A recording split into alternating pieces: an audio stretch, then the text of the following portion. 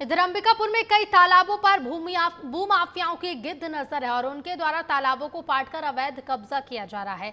इतना ही नहीं, कई लोगों ने तो तालाब पाटकर मकान तक बना लिए हैं। तो लोग इसकी शिकायत भी कर रहे हैं और कार्रवाई की मांग भी, लेकिन जिला प्रशासन के अधिकारी इस तरफ कोई भी ध्यान नहीं दे रहे, ना ही नगर निगम के प्रशासनिक जिम्मेदार। इसके कारण अब माफिया के हौसले बुलंद हैं और तालाबों का अस्तित्व भी खतरे में दिखाई दे रहा है। एक दौर था जब अंबिकापुर शहर को तालाबों की वजह से जाना जाता था। यहाँ पर कई प्राचीन तालाब हैं, लेकिन उनका संरक्षण नहीं हो पा रहा। दूसरी तरफ इसका फायदा जमीन माफिया उठा रहे हैं और तालाबों को भी मिट्टी से पाट रहे हैं। अंबिकापुर न्यू बस स्टैंड के सामने रिंग रोड पर स्थित मौलवी तालाब पर पिछले कुछ सालों के भीतर माफिया ने कब्जा करना शुरू कर दिया है। तालाब में मिट्टी पाट कर मकान तक बना लिए, तो अभी भी मिट्टी पाट कर कब्जा करने का खेल लगातार चल रहा है। दूसरी तरफ शहर के भाथूपारा तालाब का भी यही हाल है। आइए हम आपको ग्राउंड पे दिखाते हैं कि किस तरीके से स्थिति है। ये तालाब है, अंबिकापुर के रिंग रोड के किनारे स्थित ये तालाब है, जो पूरा एक तरह तो घास से पट चुका है क्योंकि इसकी सफाई नहीं हो रही है।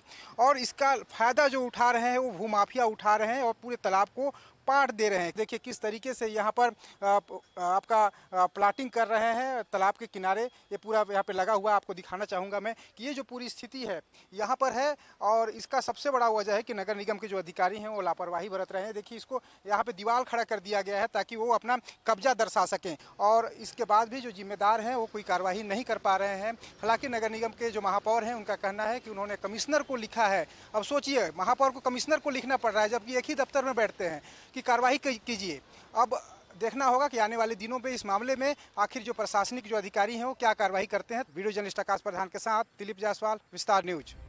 स्थानीय लोगों ने तो इसकी शिकायत नगर निगम प्रशासन से भी की है, लेकिन जिम्मेदार अधिकारी शिकायत के बाद भी कार्रवाई नहीं कर रहे। बताया तो ये भी जा रहा है कि राजनीतिक संरक्षण में माफिया फल फूल रहे हैं, इसलिए अधिकारी हाथ डालने की भी हिम्मत नहीं जुटा पाते।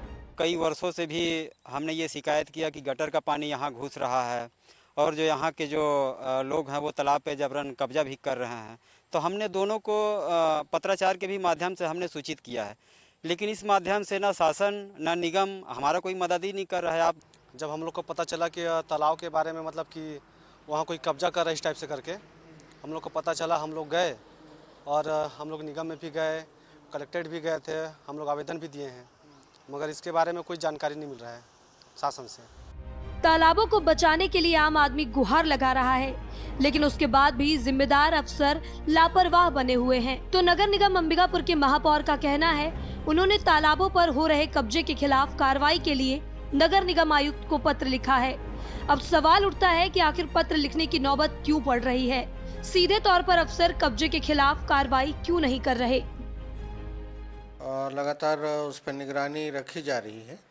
और जैसा कि रिंग रोड वाला तालाब है उसमें भी काफ़ी अंदर तक लोग अभी कंस्ट्रक्शन कर रहे थे, और उसके नाप के लिए भी राजस्व विभाग के द्वारा लिखा गया है।